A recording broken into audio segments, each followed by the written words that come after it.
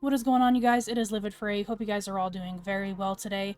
Today we're going to be talking about Dragon's Nest for the Ambush Global event. For those of you who aren't able to tune into the game until this weekend, I have a breakdown already posted on the channel. You guys can go and check that out to get you guys up to speed with what the Ambush Global event is all about. Before we get started, I would like to thank my channel members for their continued support. It allows me to help create content like this every week, and it gets me to a position where I will hopefully be able to do this full time for you guys. If you're interested in becoming a channel member, don't forget to hit the join button here right next to the subscribe button. In doing so, you'll be able to unlock unique channel perks such as badges and emotes to use on my videos as well as my live streams. Without further delay, let's go ahead and get right into the video. So let's go over the commendations where Dragon's Nest is required to be completed in order to complete these commendations. We're going to start off with these two. They are Tech Time and Technically Doable. These are essentially the same thing. Technically Doable just requires everybody in the team to have no tech wing skills aside from just you, which is Tech Time.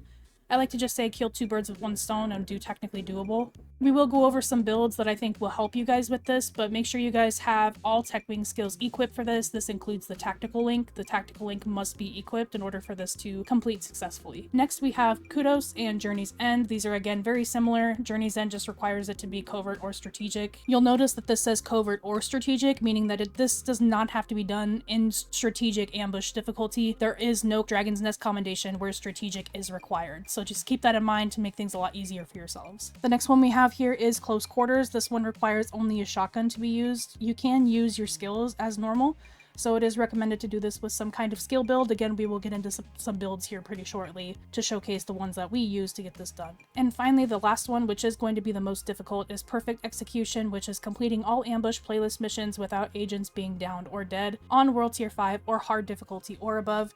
Again, covert or strategic ambush. To do this one, we are going to go over some builds that are going to help you guys out for sure. But when it comes to this one, you guys just have to do the Incursion on challenging difficulty. It does not have to be done on heroic, and also it can be covert conditions and not strategic. So you don't have to make this even more complicated by doing strategic. When it comes to how to tackle these commendations, it is best to do the Perfect Execution one by itself. Basically, this is just a flawless run. This way you guys aren't limited to only tech wing skills or shotguns or anything like that. Make things easier for yourselves and just do it in two separate runs. Dragon's Nest is really not complicated to do, especially with a really good healer. So if you do have one Reclaimer build, that's really all you need. We're going to go through Dragon's Nest kind of step by step, and I'll showcase what we do in each part. But for this instance, I would do Perfect Execution by itself. Have a healer on your build. The rest of you guys can run like striker builds. Probably 9k striker is what I would recommend. But considering other builds are also really strong this GE, you guys can pretty much run whatever you want, just to make sure you guys are sticking to your healer because they are essential for a flawless run. So let's get into some of the builds that I think would work out really well for this, starting off first with a Commanding Determined Striker build. You'll notice that we have 4k electronics here. These are all electronics damage to elite mods on the gear. You can see they're 211, 4% damage to elites. Having all of these equipped gets us to this 4k, which unlocks Commanding on the top slot. It's ideal to have Determined on the bottom because Determined requires a little bit more electronics to make work. Your other talent can be whatever you want. Destructive works really well. Ferocious also works very well. Also, things like Responsive or Competent, whatever you really want. Either one of those work fine. The main reason why I think this build works really well is because since you can only use tech wing skills, you can do the tac link. Obviously, the tac link is required, so considering you'll be using this build, the tac link is going to be your main necessity. Otherwise, you can use the flashbang, you can use a shock turret, or you can use the gas seeker mine. All of these are really good options.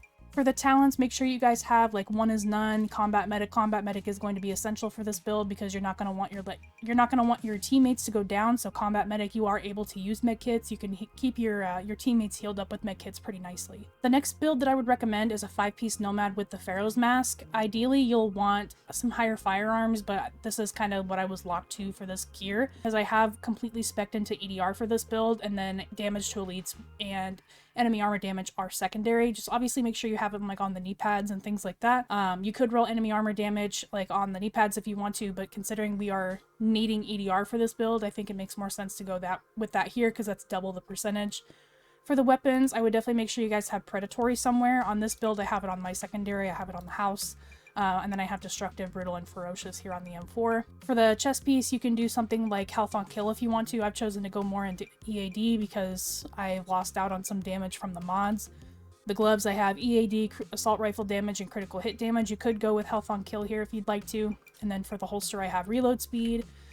Basically with this build, you're going to want to get into as much EDRs as you can so you guys can tank that fire in the final room as well as still putting out some damage. You're going to be depending a lot on that modifier for your missed out damage on this build. And then the last build that I would recommend is the build that I actually ended up using. This is a 5-piece final measure with a relentless backpack. It's all towards electronics, so it's going to be a full skill damage build. I decided to use a turret with either seekers or a sticky. I kind of switched it up depending on the room. The relentless backpack is going to keep me healed, as well as the electronics mods with EDR, as well as the gear set itself giving me more EDR. This is going to help me mitigate that damage from the final room. That final room is no joke. We did have a player on our team that was running a very similar Nomad build to mine, but they had no exotic damage resilience, so they were taking a lot of damage from the fire at the end. For this build, it's basically all the roles that you would do for a tactician build, except we're going to be replacing a lot of those roles with exotic damage resilience. So I do have those roles on the chest piece, mask, and knee pads. The holster has skill haste, the gloves are enemy armor damage, skill haste, and critical hit damage. And then the relentless backpack is skill power.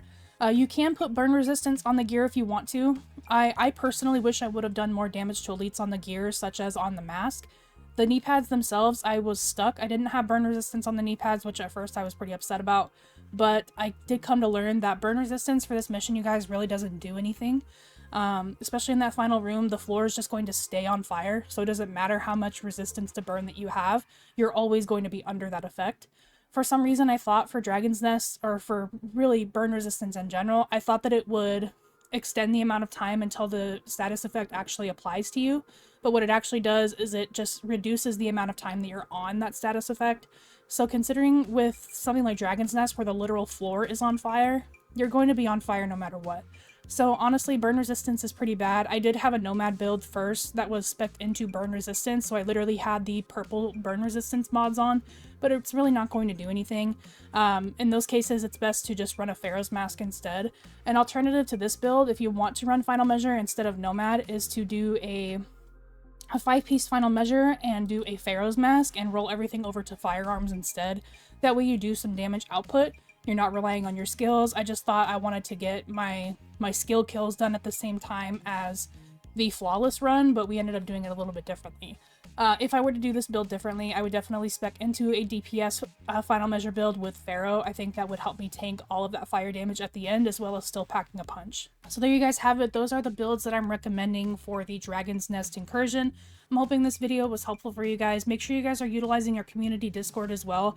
Go in there and ask your questions that you need to. There's a lot of veteran players in there that are happy to help you guys, and there's even more players that are willing to matchmake with you to help you get through those missions. If you want a link for that, it's going to be in the description below. I do hope you guys enjoyed the video and enjoy the GE. I will talk to you guys later.